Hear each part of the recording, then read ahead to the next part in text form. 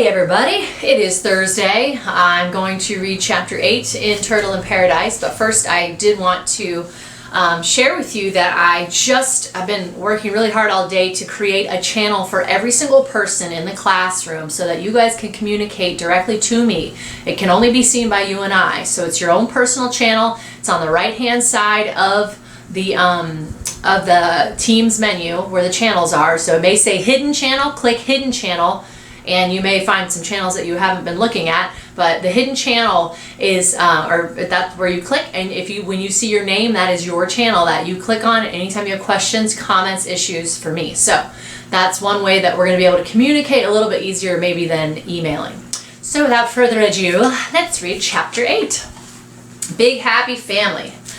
Maybe it's because it's only ever been Mama and me, but I just don't understand what's so wonderful about having a big family. Someone's always fighting or not talking to someone else or scrounging around and trying to borrow money.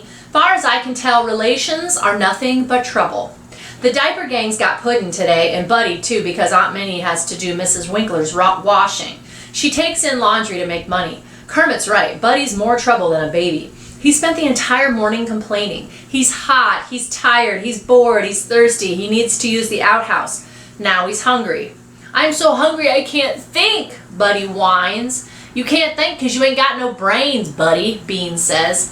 I got a headache 'cause I ain't got no food in my belly, Buddy whines. Come on, let's go to my house, Porkchop says. Mrs. Soldano makes the best bollos on Ash Street. Kermit tells me. He pronounces it bollos.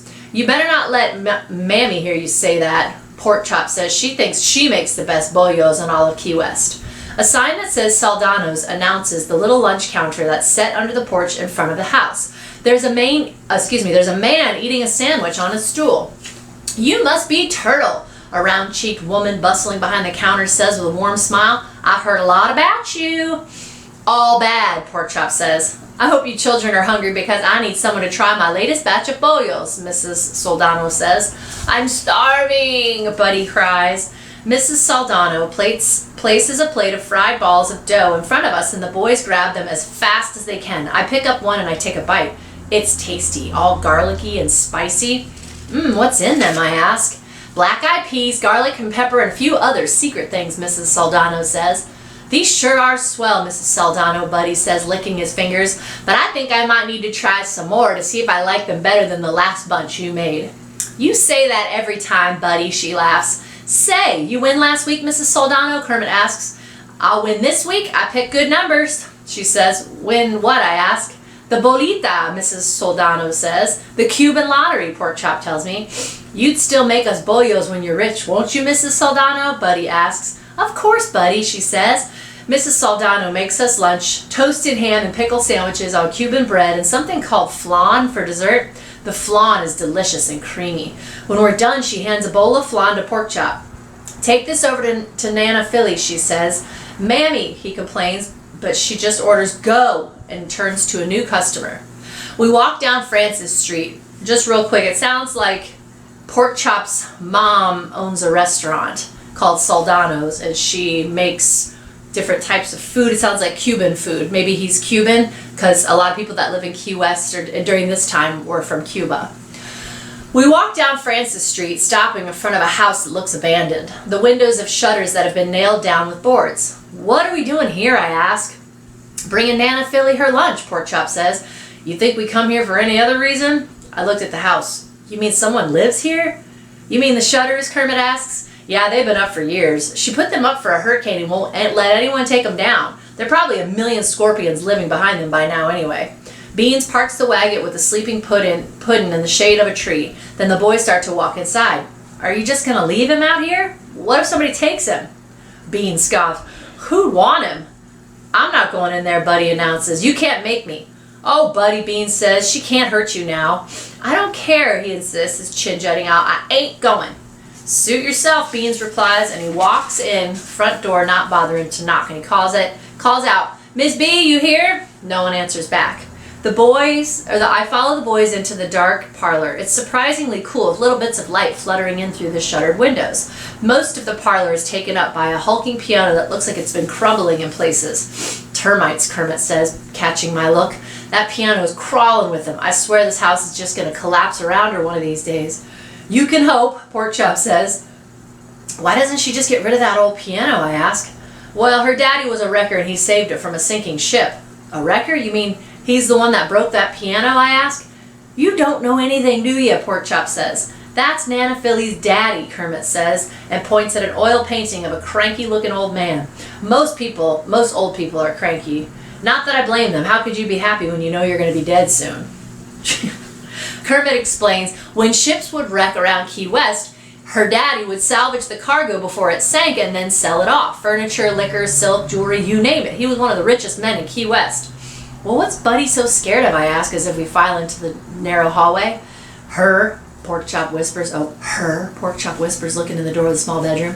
Tiny, frail-looking old lady is sitting in a rocking chair reading a fashion magazine. She could probably use some fashion advice considering what she's wearing. A long white cotton nightgown and a dress to go over it. Black stockings, a red cloche hat that makes her eyes poke out like a little mole peeking up at the world.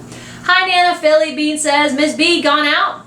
The old lady blinks her blue eyes fast when she sees me. She opens her mouth with obvious effort. Thady, she says. It comes out in a frustrated moan. A cheery woman with silver hair and a large straw hat bustles in and says, Well, hello, children. I was out back hanging laundry. I didn't hear you come in. Hi, Miss B, Kermit says. So in this house, there's a lady named Miss B. Maybe she takes care of Nana Philly. But Nana Philly called Turtle Sadie. And I think Turtle's mom's name is Sadie Bell, so maybe she knows Turtle's mom. Hi, Miss B, Kermit says. Porkchop holds out his bowl. Mommy's flan, Mammy's flan. How sweet of her. Miss Philomena does love her flan, she says. Miss B doesn't look much younger than the old woman in the chair. You must be Sadie Bell's girl. You look just like your mother. She turns to Nana Philly. Doesn't she look just like her mother, Miss Philomena? Nana Philly's mouth curls up on one side, but the other side stays tugged down. It looks like she's smiling and frowning at the same time. Something about her seems familiar. I'm Turtle, I say. Miss B smiles warmly. Oh, we're just so pleased to meet you. Maybe we could have you visit sometime. We gotta go, Miss B, Porkchop says with a touch of impatience. We got babies. Oh, of course you do, she says, but be sure to thank your mother for the flan, Porkchop. Back outside under the glare of the hot sun, I turn to the boys. I don't understand. What's so scary about that old woman? She could barely talk. Porkchop guffaws. I guess you could say she's a little different before she had her accident, Kermit says. Nana Philly had a fit last summer and fell, and now she can't walk or talk that good, Buddy says. Best thing that ever happened if you ask me, Bean says. You said it, pal, Porkchop says. Miss B lives with Nana Philly now. She takes care of her. Ma helps out too, of course. Brings in lunch most days so Miss B can get out for a break. Miss B is a saint, Bean says. You'd have to be to live with Nana Philly, Porkchop says. How can you say that about a poor old lady? I ask. Because she's meaner than a scorpion, Buddy says.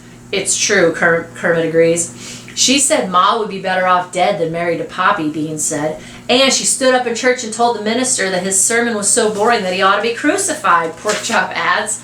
God himself could come down from heavens and Nana Philly would tell him that he did a lousy job, Kermit says, and they all laugh. She hates kids most of all, Buddy exclaims. She washed my mouth out with soap. Mine too, Kermit said. And mine, Porkchop adds. Beans nods. That's a lot of soap, I say. Old Nana Philly, Kermit says almost wistfully. Francis Street sure is a lot quieter these days. How can you talk about someone's grandmother like this? Someone's grandmother, Bean says. You mean your grandmother, don't you? Wait, my grandmother? But Mama told me she was dead. She's not dead. She's just mean, Kermit says. Now I know why those eyes look so familiar. They're the exact same shade of blue as Mama's. But why did Mama lie? And what am I supposed to do with a grandmother? Do I have a grandfather too? Nah, Grampy's dead, Kermit says. Died right around the time Buddy was born. Wasn't my fault, Buddy exclaims. I was just a baby. I can't believe I have a grandmother, I say. Believe it, Porkchop says. Welcome to the family, Bean says, smirking.